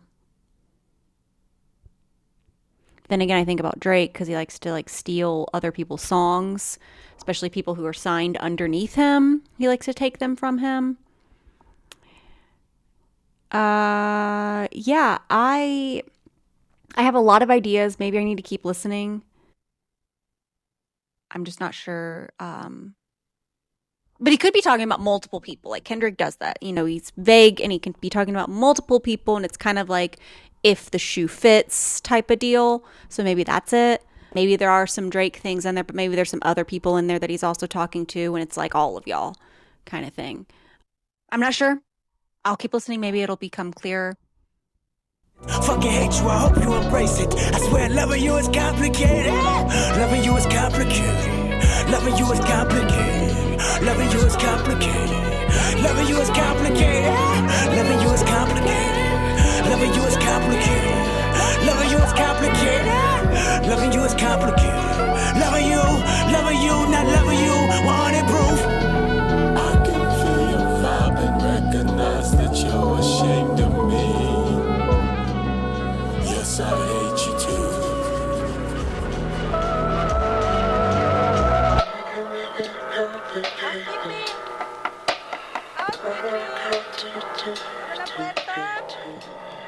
Abre la puerta, tengo que limpiar el cuarto. Es que no hay mucho tiempo.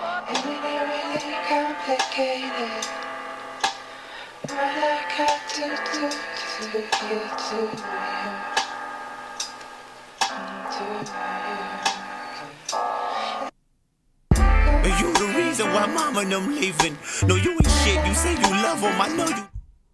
First, I wasn't sure if I was like looking over at my audio stuff, like if my headphones like fucking spasm out, is this part of the song? At that little bit there, I was like, what the fuck? Okay. Let me, You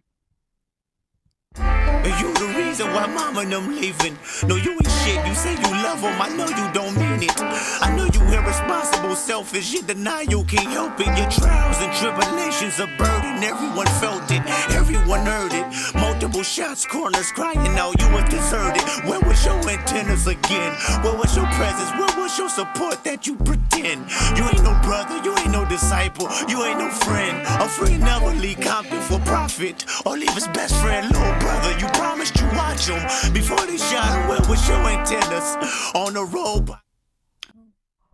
So sorry, that last bit here, a friend never leave Compton for profit or leave his best friend. Little brother, you promised you'd watch him before they shot him. So then makes me think is maybe like some of this like criticism at him. And then here we have the housekeeping like from a hotel, and he says he woke up screaming in a hotel in the previous song that ran right into this song. So he's in the hotel and he woke up screaming, and so maybe this is maybe some of the criticism he's received or heard from people back in Compton. I'm not sure. A friend never leave Compton for profit or leave his best friend, little brother. You promised you watch him before they shot him. Where was your antennas? On the road, bottles and benches. You FaceTime the one time, that's unforgiving. You even FaceTime instead of a hospital visit. Guess you thought he'd recover well. Third surgery, they couldn't stop the bleeding for real. Then he died, God himself, and say you fucking failed. You ain't tried.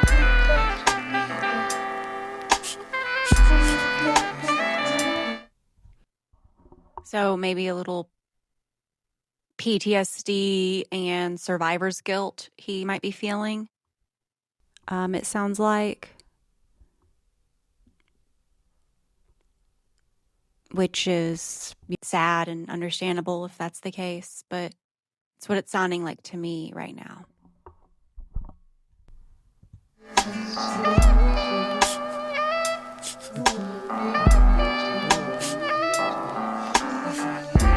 Your secrets, nigga. Mood swings is frequent, nigga. I know depression is resting on your heart for 2 reasons, nigga. I know you and a couple black boys ain't been speaking, nigga. Y'all damn near beefing, I see it, and you're the reason, nigga. And if this bottle could talk, I cry myself to sleep, bitch. Everything is your fault. Falls breaking to pieces. Earthquakes on every weekend. Because you shook as soon as you knew confinement was needed. I know your secrets. Don't let me tell them to the world about that shit you thinking. And that time that you about to earn. I'm but I ain't as fucked up as you. You just can't get right. I think your heart made a bulletproof. Should've killed your ass long time ago. You should've filled that black revolver blast long time ago. And if this marriage can talk it and say you gotta go. And if I told your secrets, the world of no money can't stop a suicidal weakness. Okay, so this actually sounds like, yeah, it's like the voice in his head. You know, like Hyren has like the two sides, the rational side and then the mean side. And I think every artist has this, every person has this. You don't even have to be an artist to have this, but artists express this a lot. And it's like finding comfort in the bottom of a bottle. Depression resting on your heart for two reasons. Maybe that's also like a play on the whole Gemini thing that he's been doing. This just sounds like a whole lot of horrible, negative self-talk coming from a bit of like PTSD and survivor's guilt, maybe mixed in with some actual criticism he's felt. Yeah, and then it makes me wonder, like, because in these first two verses, I don't get the vibe that he's like talking to himself at all. I get the vibe that he's talking about other people, but maybe towards the end talking about himself, like from that voice in his head saying, you know, yeah, I'm criticizing all these other people, but I'm also not immune from criticism. Like I also have baggage. So maybe take my criticism with a grain of salt. And then the loving you is complicated. Maybe he's criticizing former idols, because we all have that, like people that artists, celebrities that we've idolized. And then you find out more about them or you find out about their history or whatever, that really, then it makes loving them complicated. So maybe he's talking about his idols and their complicated histories and then saying, well, I also have a complicated history and I'm hoping to be somebody's idol. So I got to get comfortable with loving me is complicated too. Like that's going to be something maybe my fan base has to reconcile with. And if that's the case, if I'm right on that, or if I'm on the right track on that, I would say the fact that Kendrick has done the work, and I mean, this is coming also from like post, Beef, post Mr. Morale. He's done the work of like taking accountability for like where he's from and what he's done, but also integrating, how that's not all his fault. There's all these systemic issues, historical issues that have built up to put people on certain paths. So maybe he's made bad decisions or ran with bad people, but that doesn't make him a bad person. That's just, a victim of circumstance. But just because you're a victim doesn't mean, just because it can explain it doesn't mean that it excuses it. We say this a lot with trauma. When you come from like an abusive household, you have to unlearn a lot of toxic and abusive behaviors and thought processes. And so like, just because, you can explain it like I was abused or I'm autistic or I have insert mental illness issue, yes, that explains the behavior, but it's still your responsibility to take accountability and correct the behavior. And so I think with Kendrick, the fact that he's, working to do that, I mean, you actively see that work through these albums, that thought, that growth that he's trying to have. He's doing this kind of almost, publicly and artistically, but also privately. When you look at someone's checkered past and you see that they've genuinely like reflected on it, held themselves accountable, and they are in the process of working to change, like, it doesn't make them perfect, doesn't mean that they don't make mistakes, but that you can see that there's an active work of like trying to grow as a person. When you know that and you look at somebody's checkered past, it becomes a lot easier to forgive them because they're human. That's human. We want to see that. That's relatable. It also lets us know that we can do the same. Like we can have redemption too. We can make it out of that too, and we don't have to bring all of the toxicity with us, like that it's possible to unlearn these things.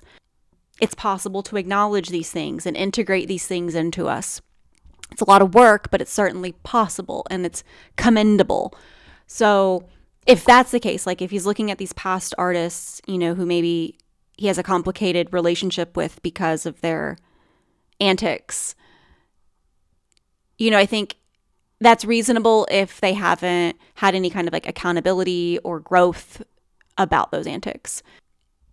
Like Drake could, like going to like, you know, using Drake as an example, you know, Drake could have, I don't know, he might have overplayed his hand at this point, but like he could take a step back from the limelight. He could reflect on the criticisms that's been levied towards him. He could do some therapy. And then after he's really done the work, he could, you know, make amends and accountability to those in the personal lives that he needs to. And then come back maybe with a more reflective album that's more authentic and genuine, and it could still be good. And he could get that reputation back. Like, not going to be the best rapper because, you know, you're not, especially if you're going to act like a gangster. But, you know, you could still be a good artist. But his ego is too in the way to ever do that. And Kendrick is very self-aware of any ego he might have, and he knows how to check it and how to grow. At least that's how it appears from an outside perspective, just listening to the music, because obviously, like, I don't know Kendrick. I could meet the guy and find out he's a total asshole. But from everything I've seen from him and all of like his interactions and stuff, I don't get that vibe. But that's the kind of general gist of the song that I'm getting right now. Okay, the next song is called All Right. I do know this song. I've heard this song and I like it. And then I'm going to take a break because I have to make dinner. I'm recording today during the middle of the week because I had food poisoning over the weekend. And anyway, so I'm either going to come back tonight and record the rest of the album, because right now we're after All Right, we'll be halfway through, and then I'll upload it all, or I will have to come back tomorrow and record the second half of the album, and then in which case I might upload it into two parts, part 1 and part 2. So I don't know yet. We'll figure that out. But yeah, let's listen to All Right, and then I'm gonna go cook dinner.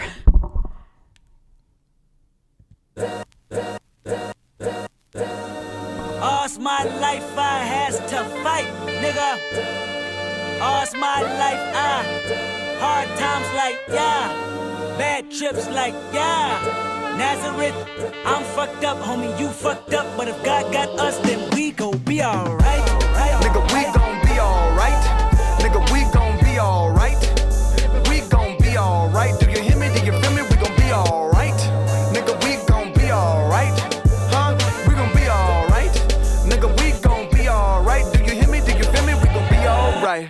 And when I wake up, I recognize you looking at me for the pay cut. Bahamas, I be looking at you from the face down. One Mac 11, even boom with the bass down. Scheming, and let me tell you about my life.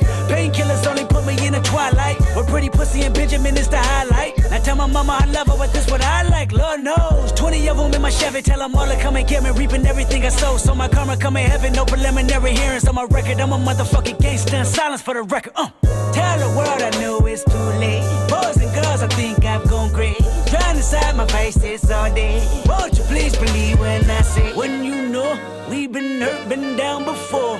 Nigga, when our pride was low, looking at the world like, where do we go? Nigga, and we hate po-po when they kill us dead in the street for sure. Nigga, I'm at the preacher's door. My knees getting weak and my gun might blow, but we gon' be alright. Nigga, we gon' be alright. Yeah, okay. You know, all my life's been hard. Boy, do I relate to that line. We're gonna be all right. So I think he's saying, like, you know, we gonna be all right is like we as in, you know, black folks in America. maybe like poor folks in America, because there's definitely some overlap, not complete, but there's, we have a Venn diagram, a Venn diagram of poor people and Black people, and in the middle where they overlap, there's some common experiences, some similar experiences that can be had. I recognize you're looking at me for the pay cut. This could be, like society looking at Kendrick because of his skill and his talent and his influence. Like, what can we get out of him? But homicide be looking at you from the face down. So I don't know if that means like face down, like head down. If that means like face down as in like prone on the ground. I feel like it's the second one. Because homicide, like if you get killed, you're like usually prone on the ground. And homicide, they're looking down at you. So it's maybe another reference of like, y'all want me because you want to see what you can get out of me, but you're going to use me up until you kill me. If I let you. And so I'm not gonna let that happen. Drugs and women and money put you in a twilight, and the women and the money are the highlight. I love my mom, but it is what it is. I like this shit. Reaping what I sow. Again, this is something he's reiterated in other songs. No preliminary hearings on my record. I'm a motherfucking gangster in silence for the record. So he doesn't have a criminal record, but that doesn't make him like not gangster. Like he's from Compton. He ran with gangsters. He might not be a gang affiliated, maybe with official gangs, or he might not have gone to prison or served time. But that doesn't make him like, people might look at him and think that makes him like less hard or less, gangster or whatever. And he's saying, no, don't get it twisted. Don't don't misjudge me. Don't underestimate me. You should know who you're playing with. Like I'm the real deal. We've been hurt. We've been down before when our pride was low. Looking at the world like, where do we go? We hate the po-po. So yeah, like police, like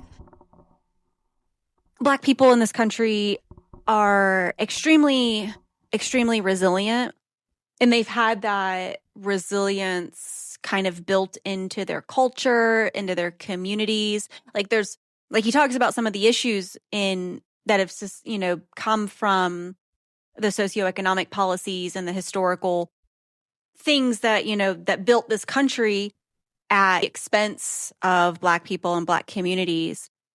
But part of that as a consequence too is this incredible resilience that Black communities have. They don't need the government as much as maybe like poor white communities do, because there's just more resilience there.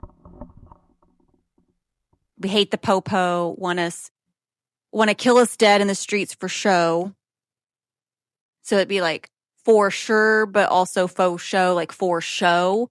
I think too, but yeah, there's a long-standing history of police killing Black people, and in fact, I mean, police in this country, like modern day police, its history is rooted in slavery because police started as slave catchers, and police have always been after Black people in this country. Like there's a long. It's the entire history of policing in this country is to go after Black people. And it started with slavery, and then you went into like the Black codes of Mississippi, and then you get into like Jim Crow stuff. Like it's not an overreaction. It's not coming out of nowhere. There's a lot of like generational trauma that Black communities have with police. So when we talk about police reform or the abolishment of police or prison systems, and whatever you think is the right answer, no matter what, you have to center Black voices in that discussion, in that conversation, in that policy, because of the history. But because when you do center Black voices in those conversations, a lot of white reactionaries, well, they react negatively to that. And so it's like we can't reach anywhere because there's so many people in this country who cannot stand to hear the history where maybe their ancestors were the bad guys, and they see that as like we're saying that they are the bad guys. It's like, yes, you're the bad guys if you still want to do that shit, if you're still advocating for that shit, and if you're also preventing any kind of meaningful change. I don't know. It's just racism, and ignorance. But yeah, so it's just important to understand like why there is this sort of disconnect, this lack of trust and safety that, for police that, a lot of Black communities have. It's because of history, historical context. I mean, even without that context, like you can just look at like the violence and the disproportionate response of violence towards Black people that police have, in modern day. But it's also the history. Like there is like the entire history of policing in this country has been going after Black people. Like that's what it was literally founded on. Like that's just a fucking fact. And I know a lot of people don't like to hear that fact, but it is the facts. I am not completely against like policing. I just think that the people policing, like I think at the bare minimum, like one of the biggest changes that we could make is that if you are policing a community, it's because you live in that community. You are a part of that community. Like it's so much easier if you don't live in a community, you're not a part of that community, you're not integrated in that community, to go into another community and just see them as a bunch of others, see them as, not your people. But when you're policing your people, there's at least hopefully a little bit more of respect given, care given, empathy given. But that could be just idealistic of me. But I do think that would be a good step because most police officers don't live in the communities that they police in this country, which, makes it easier for them to resort to violence because it's not their community, unfortunately. Like that's just how a lot of human psychology works, and it sucks, but it's not right. But anyway. My knees getting weak and my gun might blow, but we gon' be alright. Nigga, we gon' be alright. Nigga, we gon' be alright.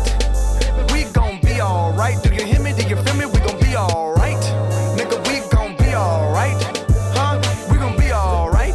Nigga, we gon' be alright. Do you hear me? Do you feel me? We gon' be alright. What you want? You a house, you a car, 40 acres and a mule, a piano, a guitar, anything. See, my name is Lucy, I'm your dog. Motherfucker, you can live at the mall. I can see the evil, I can tell it. I know it's illegal, I don't think about it. I deposit every other zero, thinking of my partner. Put the candy, painting on a Rico, digging in my pocket. And a profit big enough to feed you every day. My logic, get another dollar just to keep you in the presence of your Chico. I don't talk about it, be about it. Every day I sequel. If I got it, then you know you got it. Heaven, I can reach you. Pet dog, my dog, that's all. Pick back and chat, I trap the back for y'all. I rap, I black on tracks, so rest assured. My rights, my wrongs, I right till I'm right with God. When you know, we been hurt, been down before. Nigga, when our pride was low, looking at the world like, where do we go? So we're repeating lyrics from, I think it might have been the Interlude. I can't remember exactly. But instead of Uncle Sam, it's now Lucy. The only Lucy that's coming to my mind is I Love Lucy. I can't think of a Lucy because I'm wondering if when I figure out who Lucy is, if that changes the context. It was Uncle Sam, not the interlude, thanks to Genius. But it's saying Lucifer here. So like Lucifer's now trying to befriend him. And maybe like 40 acres and a mule, piano, a guitar, like you have to sell your soul to the devil. I can see the evil. I can tell it. I know it's illegal. I don't think about it. I deposit every other zero. So they could be like, yeah, people have to do illegal shit to get their money, to put food on the table, to, take care of their people, their families. Or it could be he can see the evil. He knows it's illegal, so he doesn't think about it. He's just focusing on himself, and he's still getting that money. He's still being able to take care of his family. He doesn't have to dance with the devil. He doesn't have to sell his soul to the devil. He can still be true. So I can see it being interpreted either way. I'm not sure. Digging in my pocket ain't a profit big enough to feed you. So if this is Lucy, we're Lucifer, we're talking about maybe one of 7 deadly sins, greed, which, is a foundational American value. And yeah, for the greedy in our country, there's just never enough for them. If I got it, then you got it. Heaven, I can reach you. Pat dog, my dog, that's all. Bick back and Chad, I trap the bag for y'all. So I'm guessing that's like people he's lost in some capacity. So there is motivation. And so he can reach heaven using this as motivation versus, doing slimy shit. I rap, I black on track. So rapping is black. Like comes from black culture. And so he's just saying like, I'm just putting black on the track, black culture on the track. I write till I'm right with God. My rights, my wrongs. Yeah, that's good wordplay. And so this is like therapy for him. He's writing, his pen is helping him be a better person. We've been hurt, been down before. Nigga, when our pride was low, looking at the world like, where do we go? Nigga, and we hate po-po, wanna kill us dead in the street for sure. Nigga, I'm at the preacher's door, my knees getting weak and my gun might blow, but we gon' be alright, right? Nigga, we gon' be alright. Nigga, we gon' be alright. We gon' be alright. Do you hear me? Do you feel me? We gon' be alright. Nigga, we gon' be alright. Huh? We gon' be alright. Nigga, we gon' be alright. Do you hear me? Do you feel me? We gon' be alright. I keep my head up high, I cross my heart and hope to die. Loving me is complicated, too afraid of life changes. I'm alright in your favor, dark nights in my prayers. I remember you was conflicted, misusing your influence. Sometimes I did the same, abusing my power full of resentment that turned into a deep depression. Found myself screaming in the hotel room. I didn't want to self-destruct. The evils of Lucy was all around me. So I went running for answers. Okay, so if I would have listened to the song, I probably would have gotten that Lucy meant Lucifer by the end. And so it's with this spoken word, he's adding to it. So he's telling the story, of this growth that he's going through, is what I'm getting from all that. Perhaps. I guess we'll have to wait till we hear the end of the story. But okay, so that was all right. The song was more than all right, though. And I need to go make dinner. So this will be part 1. And I'll either come back and record part 2 tonight after dinner. Although I might not, because that might be really late and I have to get up early for work and stuff. So I might do part 2 tomorrow. Just might be the way I have to do this album. All right. Well, I will see you guys later. So my reactions, let me just do a little housekeeping real quick. My reactions will all be posted to Patreon first. So if you want full reactions, like where you can hear all the music, nothing's cut out or muted. I don't know. YouTube's weird with copyright with this stuff, and I'm not sure the best way to go about it. So yeah, if you want to definitely hear the music and you want early access, consider subscribing to my Patreon if you want to support me in any kind of way. But all my thoughts will be here on YouTube, and it's going to get copyrighted and I will appeal it, but I don't know. I might have to like cut some stuff. We'll see. These album reactions are a little harder to do because the process of appeal is per song in the video. It's a thing. I didn't realize maybe how many YouTubers went through this type of shit because like so yeah, if you're a YouTuber who does these types of videos and you know how to get past the copyright stuff, or if you have tips, or if it's just, you just put it on YouTube and say fuck it, and if you want like to support me, just go to Patreon, or you cut things out and put that. I don't know. How do you do it? If you know, if you are subscribed to me, how would you prefer that I do this? If you have any input or tips, like I will gladly take them. I'm kind of figuring this all out as I go.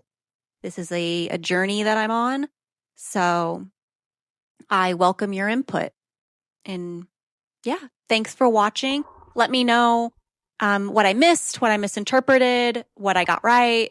Any feedback, any and all feedback is welcome.